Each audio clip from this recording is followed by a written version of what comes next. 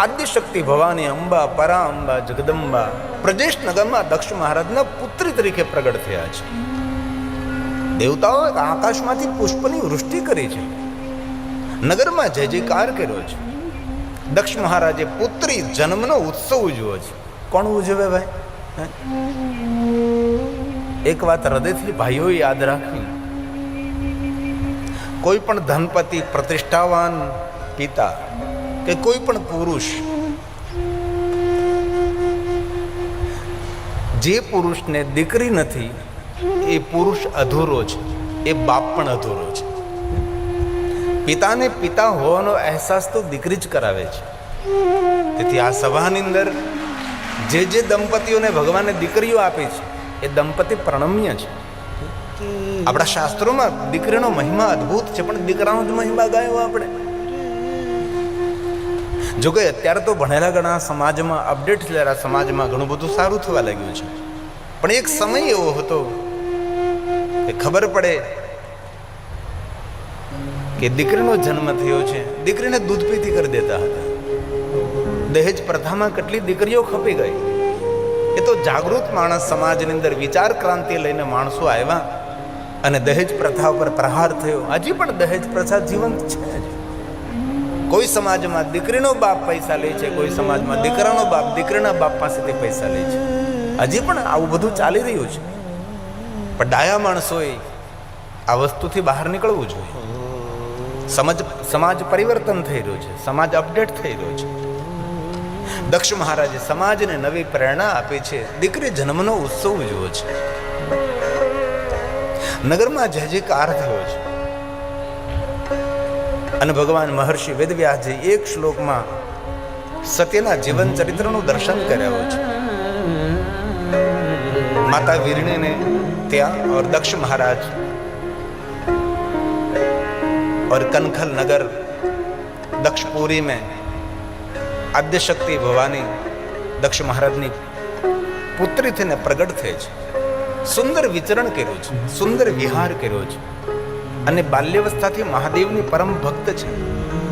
અને ભગવાન વેદવ્યાસજી દક્ષ પુત્રી સતીની ગાથા સુંદર વર્ણવે છે. ઇત્થં વિહારે રુચિરે, પોતાની રુચિ અનુસાર પોતાનું જીવન જીવે છે. બીજાની રુચિ ધ્યાનમાં રાખી નહીં, પોતાની સ્વયંની રુચિ ધ્યાનમાં રાખી. પણ ભગવાન મહર્ષિ વેદવ્યાસ કહે છે કે બાલ્યાવસ્થાથી એ સ્વયંભૂ મહાદેવના ભક્ત છે. તેથી ભગવાન બોલ્યા છે, કૌમારે આપણા પરિવારમાં ઘણા બાળકો એવા જન્મ લેતા હોય છે કે સ્વયંભૂ ભગવાનના ભક્ત હોય છે. તેને ભક્તિ માટે પ્રેરણા ન આપવી પડે, એ સ્વયંભૂ મહાદેવના ભક્ત હોય છે. તો ભગવાન મહર્ષિ વેદવ્યાસજી કહે છે, કૌમાર્ય ભક્ત વત્સલા, સુંદર વિચરણ કર્યું, પોતાના રુચિ અનુસાર વિચરણ કર્યું છે. બીજાની રુચિ ધ્યાનમાં રાખીએ તો જીવનનો આનંદ ન મળે. વિવેક અને મર્યાદાનું જતન કરવું જોઈએ, પણ રુચિ તો આપણી જ હોવી જોઈએ. અને ભગવાન મહર્ષિ વેદવ્યાસ કહે છે, કૌમારી સ્વેચ્છાકૃત નરાકૃતિ, સ્વેચ્છાકૃત નરાકૃતિ. સતી મનુષ્યનું રૂપ લઈને પ્રદેશ નગરમાં પ્રગટ થયા છે. સતીના જીવનમાં કઈ વિશેષતા નથી, કારણ કે માનવને સંદેશ આપવા માટે માનવ જેવું થવું પડે છે. સતીએ પોતાના જીવનમાં કોઈ ચમત્કારો નહીં દેખાડ્યા. સતી એક સરળ જીવન જીવી રહ્યા છે અને સમાજને નવી એક પ્રેરણા પૂરી પાડે છે. સતીની બાલ્યાવસ્થા દિવ્ય રહી, સતીની કિશોર અવસ્થા દિવ્ય રહી અને સતીની યુવાવસ્થા તો તપસે ભરપૂર રહી. સતી પ્રદેશ નગરમાં વિચરણ માટે નીકળે છે ત્યારે નગરના લોકો આદર સાથે સતીને પ્રણામ કરે છે. સતીનું દર્શન કરીને નગરના માણસો પ્રસન્નતાની અનુભૂતિ કરે છે. આવું સુંદર સતીનું દિવ્ય જીવન છે. યુવાન દીકરીનું જીવન કેવું હોવું જોઈએ, સત્યના જીવન ચરિત્ર ઉપરથી આપણને દર્શન થાય. યુવાન દીકરીઓની મર્યાદા કેવી હોવી જોઈએ, ક્યારેક અવસર મળે તો દરેક દીકરીઓએ સતીખંડનું અધ્યયન કરવું, સતીખંડનું વાંચન કરવું. શિવ મહાપુરાણ અંતર્ગત રુદ્ર સંહિતાનો પહેલો ભાગ છે સૃષ્ટિખંડ અને રુદ્ર સંહિતાનો બીજો ભાગ છે સતીખંડ. એમાં સતીનું સુંદર જીવન ચરિત્ર છે કે સતીએ કેવા કેવા વ્રતો કર્યા, સતીએ કેવું કેવું તપ કર્યું છે, કેવું આરાધન કર્યું છે, કેટલું સુંદર પવિત્ર અને પાવન સતી જીવન જીવા છે. સતી કોઈને સ્પર્શ ન કરે, સૌથી દૂર રહે છે. કારણ કે આપણે ક્યારેક કોઈને સ્પર્શ કરીએ તો આપણી ઉર્જા એ જતી રહે છે, આપણી તેજસ્વીતા ખંડિત થાય છે. તેથી બને ત્યાં સુધી કોઈ સાધુ પુરુષ હોય, કોઈ સજ્જન પુરુષ હોય, કોઈ વિદ્વાન પુરુષ હોય, કોઈ આચાર્ય હોય, કોઈ સાધુ સંત મહાપુરુષ હોય, એમને બને ત્યાં સુધી હાથ નહીં મિલાવો, તેને દૂરથી પ્રણામ કરો. અને બહુ દિલથી હૃદયથી કહું છું, આપ સૌ જાણો છો, આપણી સંસ્કૃતિ હાથ મિલાવવાની સંસ્કૃતિ નથી. આપણી સંસ્કૃતિ હાથ જોડવાની સંસ્કૃતિ છે. હાથ મિલાવવાનું તો આપણે ક્યાંથી શીખી ગયા છીએ આપણને ખબર છે ને. અને નારી તો કોઈ સાથે હાથ ન મિલાવે. નારી હાથ મિલાવે તો જ્યારે તેના પીળા થતા હોય છે, જ્યારે તેના માતા પિતા રાજી ખુશીથી તેના વિવાહ કરતા હોય છે, ત્યારે જેની સાથે વિવાહ થાય તેની સાથે તેનો હસ્ત મિલાપ થાય છે. આની ઉર્જા છે, આની તપસ્યા છે. અને દરેક દીકરીઓને મારી હૃદયથી એક પ્રાર્થના છે. હું સાધુ છું એટલે તમને હૃદયથી કહું છું કે દરેક દીકરીઓને મારી પ્રાર્થના છે કે જરૂર આપ ભણી ગણી તમારા પગભર થાવ, તમારું ટેલેન્ટ હાંસલ કરો, સામર્થ્ય હાંસલ કરો, પરંતુ પોતાની જાતે નિર્ણય લ્યો ન લ્યો આપની માનસિકતા છે. પરંતુ તમારી કન્યાદાન કરવાનો અવસર તમારા મા બાપને આપજો, એવી એક પ્રાર્થના તો ખરી જ. ઘણી દીકરીઓ પોતાની જાતે નિર્ણય લઈ લે છે અને માતા પિતાના સમર્પણને ભૂલી જાય, માતા પિતાના આદરને પ્રેમને ભૂલી જાય, પોતાની પરંપરાને ભૂલી જાય અને પછી તેનું જીવન કેટલું દુઃખી થાય છે. અમે જોયું છે. આપણા સમાજને છોડીને અન્ય સમાજમાં જ્યારે પ્રવેશ કરે, દરેક સમાજ શ્રેષ્ઠ છે પણ દરેક સમાજની રહેણી કહેણી ખાણી પીણી બહુ અલગ હોય છે, તેના રીત રિવાજ તેની ઉર્જા અલગ હોય છે.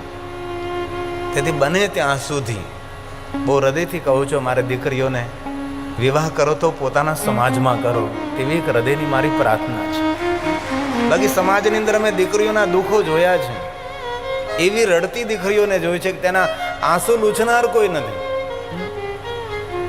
એમાં ગેર હિન્દુઓ સાથે જ્યારે આપણી દીકરીઓ પરણે છે, એટલા અરાજકતા ઊભા થાય છે. અને આજે બજરંગ દળના છોકરાઓ પણ આવ્યા છે. ખૂબ હૃદયથી બજરંગ દળ પરિવારને હું હૃદયથી પ્રણામ કરું છું. ગાયોની પણ રક્ષા કરે છે અને દીકરીઓની પણ રક્ષા કરે છે. બજરંગ દળ છે કે જતા રહ્યા બધા છોકરાઓ આવ્યા હતા, પોતાના સ્થાને ઊભા હતા. જેટલા બજરંગ દળના બધા આવેલા હતા છે તો ખરા ને બધા કે એક જ છે અત્યારે, તમે એક જ રહ્યા સત્યમ મહારાજ, બીજા બધા સન્માન કરીને ભાગી જા. સંઘના પણ કાર્યકર્તાઓ ઘણા ભાઈઓ આવેલા છે, શિશુ વિહાર વિદ્યાલયના પણ કાર્યકર આવેલા છે. આપણે જો આપણા પ્રત્યે જાગૃત નહીં થઈએ તો આવતા દિવસો આપણા માટે માઠા આવશે. તેથી દીકરીઓને ખૂબ ધ્યાનથી સતીખંડનું અધ્યયન કરો. અને બીજી એક વાત મારે હૃદયથી કહેવી છે. ઘણા ધનપતિ માતા પિતા પોતાની દીકરીઓના રાજીપા માટે અને સમાજમાં પોતાનું સ્થાન જાળવવા માટે અને જે ઘરમાં આપણે દીકરી આપી છે એ વેવાઈને રાજી રાખવા માટે દીકરીના લગ્નમાં એટલો બધો મોટો ખર્ચ કરે છે, જે ખર્ચ સાંભળી ને ઘણીવાર આપણી આંખો ખુલી જાય.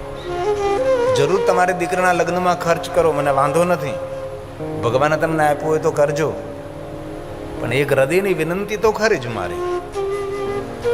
તમે સ્વીકારો ન સ્વીકારો આપની માનસિકતા છે, પણ યોગ્ય માર્ગદર્શન સમાજમાં કરવું એ સાધુ બ્રાહ્મણોની એક ફરજ અને કર્તવ્ય પણ છે.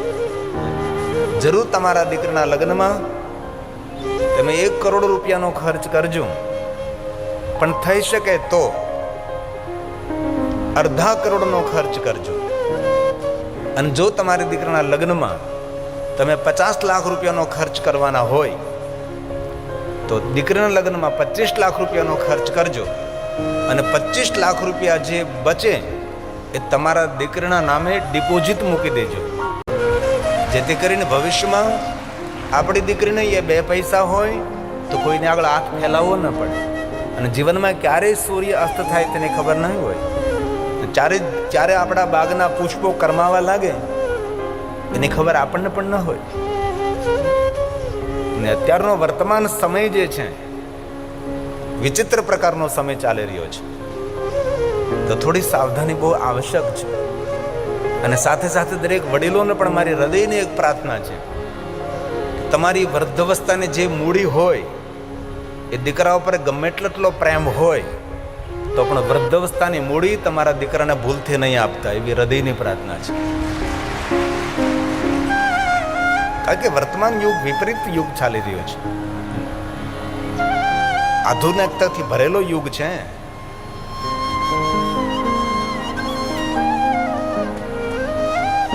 દીકરીઓ માટે આપણે પહેલેથી ગીત ગાઈ, દીકરી તો પારકી થા પણ કહેવાય. શા માટે ભાઈ દીકરીના પારકે માનવી જોઈએ? તમારા પેટ જન્મ નથી લીધો, તમે તેને ઉછેરીને મોટી નથી કરી, તેને પારકાપણાનો અનુભવ શા માટે થવા દે, તેને પારકાપણાનો અહેસાસ શા માટે થવા દે? ભલે જેને આ ગીત લખ્યું તેને મારા પ્રણામ છે, એ વિચારધારા પ્રમાણે લખ્યું હોય છે. પણ તમે દીકરીને પારકી કયો છો તો ક્યારેક દીકરાને કયો ને તું પારકો થાપણો છે. એમ પારકો તો એ થઈ જાય છે પરણવા પછી, તેની વાણી રહેણી કેણી બધું બદલી જાય છે, તેનો વ્યવહાર બદલવા લાગે છે. આપણે સમાજમાં જોઈએ, તમે પણ સમાજમાં રહો છો, અમે પણ સમાજમાં રહીએ છીએ. કેટલાય મા બાપોને રડતા જોયા છે ભાઈ, વૃદ્ધાશ્રમમાં એકલા અટુલા દુઃખી થતા જોયા છે. ક્યારેક સમય મળે ને તો વૃદ્ધાશ્રમમાં જવું ને વૃદ્ધાશ્રમમાં જે દાદા દાદીઓ રહેતા હોય એની વૃદ્ધાવસ્થા, તેની કથા સાંભળો. આ કથાની સાથે સાથે એની વેદના સાંભળો. તમે 3-3, 4-4 દીકરીઓ હોય તો પણ દીકરીઓ કોઈ રાખવા તૈયાર નથી. 3-3, 4-4 દીકરાઓ હોય, કોઈ વડીલોને સાચવવા તૈયાર નથી. દિન પ્રતિદિન વૃદ્ધાશ્રમો ખુલતા જાય છે. તેથી દીકરી પારકી નહીં, દીકરી આપણી છે. તો વર્ષોથી ગીત ગવાય છે, દીકરી તો પારકી થા પણ કહેવાય. નહીં, એક પંક્તિ બદલી છે, આખું ગીત મારે બદલવું છે. જેને લખ્યું એને ક્ષમા માગું છું. એવો મારો ભાવ નથી કે તમારા ગીતનું ખંડન કરું છું, પણ વિચારધારા પ્રમાણે, વર્તમાન યુગ પ્રમાણે દીકરી પારકી નહીં. જો આ પંક્તિ ગમે તો સ્વીકારજો. દીકરી તો આપણી થાપણ કહેવાય. આપણી છે દીકરી, પારકી શા માટે? આપણી પાસે પૈસા, સોના, ચાંદી, થાપણ હોય તો ક્યાં મૂકીએ? આપણે બેંકમાં મૂકીએ છીએ, જવાબદારી પોક મૂકીએ છીએ. અને બેંકવાળાને કહીએ કે આ થાપણ મારી છે ભાઈ, તને સાચવવા આપું છું. જેના ઘરે દીકરી આપો તેને કહેજો કે આ દીકરી મારો હૃદયનો ટુકડો છે, મારા જીવનનો શ્વાસ છે, મારા મહાદેવનો વિશ્વાસ છે. અને તમારા પરિવારમાં સેવા માટે જરૂર આપું છું, પણ મારી દીકરીને ખૂબ હિત અને લાગણીને પ્રેમથી સાચવજો. મારી દીકરીને તેને ભાર દઈને કહો. અને તમારા ઘરમાં જે પુત્ર વધુ બનીને આવી એ પણ કોઈ બાપની દીકરી છે, કોઈ બાપનો પ્રેમ છે, કોઈ બાપનું હૃદય છે, કોઈ બાપના હૃદયનું ધડકન છે, કોઈ બાપના કાળજાનો ટુકડો છે. એ કે પુત્ર વધુ બનીને નથી ટપકી ઉપરથી. ભણેલા ગણેલા સમાજની અંદર પણ આવું જોવા મળે છે કે કોઈની દીકરી આપણા ઘરે પુત્ર વધુ બનીને આવે છે ત્યારે તેને કેટલી કચડી નાખીએ છીએ. તેનું ભણતર, તેનું સામર્થ્ય, ઘરની સેવા કરવામાં, રસોડામાં રૂમ સાફ કરવામાં તેનું સામર્થ્ય ખોવાય, તેનું ભણતર ખોવાઈ જાય છે. આવી ઘણી બધી દીકરીઓને જોઈ છે. દીકરીઓ પસ્તાતી હોય છે, કેટલું ભણી હું, ભણતર કાંઈ કામમાં ના આવ્યું. અને હૃદયથી દીકરીઓને પણ મારી પ્રાર્થના છે, ખૂબ ભણો, ભણી ગણી ને એવા પગભર બનો જેમ તમારો બાપ દીકરા માટે ગૌરવ કરે એવી રીતે તમારો પિતા દીકરી માટે પણ ગૌરવ કરે કે મારી દીકરી પ્રોફેસર છે, મારી દીકરી ઓફિસર છે. સારા સારા પદ ઉપર પહોંચો. તેથી દીકરીઓને પણ ખૂબ મારી પ્રાર્થના છે, ખૂબ ભણજો, વિદ્યા હાંસલ કરજો અને તમારા માતા પિતાનો ગૌરવ બનો એવું નહીં, તમારા સમાજનું ગૌરવ બનો, તમારા ગામનું ગૌરવ બનો, તમારા તાલુકાનું ગૌરવ બનો, તમારા જિલ્લાનું ગૌરવ બનો, ગુજરાતનું ગૌરવ બનો. અરે ગુજરાતનું શા માટે? ભારતનું ગૌરવ બને. ભારતનું ગૌરવ નહીં, આખા વિશ્વનું ગૌરવ. એ ગુજરાતની દીકરી આકાશમાંથી 9 મહિના રોકાઈને આવી સુનીતાજી. આપણા ગુજરાતની બ્રાહ્મણની દીકરી, કેટલું ગૌરવ થાય છે. 9 મહિના સુધી આકાશની અંદર આમ તેમ કોઈ દિશા ન મળે. આપણા માટે દીકરીઓ માટે ગૌરવ છે, મોટી પ્રેરણા છે. અને તેની જીવન ગાથા વાંચવી જોઈએ કે આ સુનીતા વિલિયમે કેટલી મહેનત કરી, કેટલો પુરુષાર્થ કર્યો, આકાશમાં કઈ રીતે રહી શકે છે. આ બધું જોવું જોઈએ, જાણવું જોઈએ, તો આપણને પણ તેમાંથી કઈ નવી પ્રેરણા મળે. મહાપુરુષોના જીવન ચરિત્રો વાંચવા જોઈએ. મહાપુરુષોના જીવન ચરિત્રો વાંચીને તેનામાંથી પ્રેરણા લેવી જોઈએ. એક ભક્તમાલા ગ્રંથ છે, તેમાં ભક્તોના જીવન ચરિત્રોની સુંદર સુંદર કથાઓ છે. આપણા સંઘની અંદરથી આવા બધા પુસ્તકો આપવામાં આવે છે. જેટલા વીર પુરુષો, મહાપુરુષો શહીદો થયા છે, દેશ માટે, દેશની ક્રાંતિ માટે જેને જેને સમર્પણ કર્યું છે, એવા અનેક મહાપુરુષોની બુકો ભેટમાં આપવામાં આવે છે. તેથી દીકરીઓને ખૂબ મારી પ્રાર્થના છે. તેથી દીકરી પારકી નહીં, આજથી દીકરી આપણી છે. દીકરી તો આપણી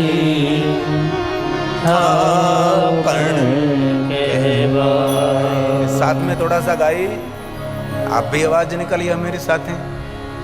દીકરી પ્રત્યે આપણો કોઈ દુર્ભાવ ના રહે. અને બીજી એક હૃદયથી એક વાત કહું છું, સાધુ છું એટલે કહું છું, અને જન્મથી સાધુ છું, અને એમ પાછું 10 નામ છું.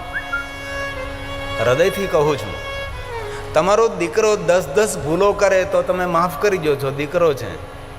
પણ ક્યારેક અમારી દીકરીઓ કાંઈ નાની ભૂલ કરે જ નહીં, પણ નાની મોટી ભૂલ કરે તો દરેક મા બાપને પ્રાર્થના છે, દીકરીઓને પણ માફ કરી દેવી જોઈએ. કારણ કે દીકરી આપણી છે. આइए साथ में गाएंगे हम. દીકરી તો આપણી કહેવા. બીજી પંક્તિ શું છે? દીકરીને ગાય દોરે ત્યાં જાય, ખોટી વાત. ગાયને કોઈ કસાય લઈ જતો હોય તો હું જવા દેવાની? નહીં. દીકરી શું જ્યાં જતી હોય ત્યાં જવા દેવાની? કોઈ દોરી જાય તો તેને લઈ જવા દેવાની? નહીં. ક્યારેક અવસર મળે ને તો તમારા સમાજનું કોઈ ફંક્શન હોય અથવા આવી કથા હોય, ત્યાં આત્માનંદ સરસ્વતીને બોલાવવા. મારા આત્માનંદ સરસ્વતી હળદળ એવો ફાળો વક્તા છે, કોઈની લાજ શરમ રાખ્યા વગર એ માણસ બોલે.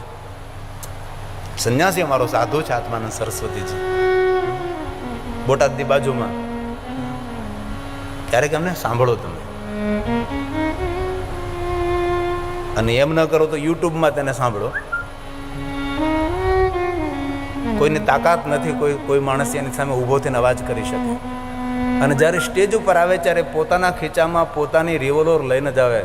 રાજેન્દ્રસિંહ બાપુ બંદૂક વગર કોઈ બહાર ન નીકળે. માણસ ખીચામાં પોતાનું સાધન રાખે, કોઈના બાપથી ન ડરે. કારણ કે સમાજને સાચું કહેવું છે, સમાજને સાચું માર્ગદર્શન આપવું છે. આત્માનંદ સરસ્વતી ક્યારેક આવી કથાઓમાં તેને વિશેષ આમંત્રિત કરવા જોઈએ. અને તમારા સમાજની જ્યારે સભા હોય, તમારા સમાજનું જ્યારે સંમેલન હોય, ત્યારે આવા સાધુને બોલાવવા જોઈએ. તેથી સમાજને સાચું કહી શકે અને શ્રેષ્ઠ માર્ગદર્શન આપી શકે. ઘણીવાર આપણે સમાજના અગ્રણીઓ માણસ સમાજને ન કહી શકે, કારણ કે ઘણો બધો માન, મોભો, મર્યાદા. તેથી તમે તમારા સમાજના અગ્રણી છો, પણ એટલું બધું માર્ગદર્શન ના આપી શકો જે આ સાધુઓ આપી શકે છે. અને સાધુઓ ખૂબ ભણેલા હોય છે, બધાય નહીં પણ કોઈ. તેથી દીકરીને ગાય દોરે ત્યાં ન જાય, પરંતુ દીકરીને ગાયની રક્ષા કરાય. દીકરી તો આપણી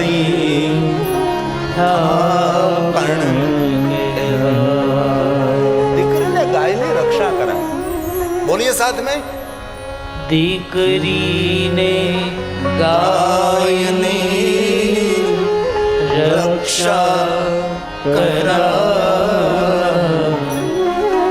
દીકરી તો આપણી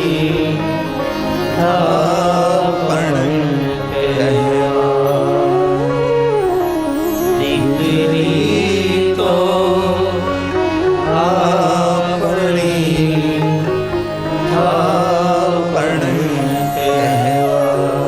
સ્વેચ્છાધિત નિરાકૃતિ એક મનુષ્યનું રૂપ લઈને સતી સુંદર વિચરણ કરે છે.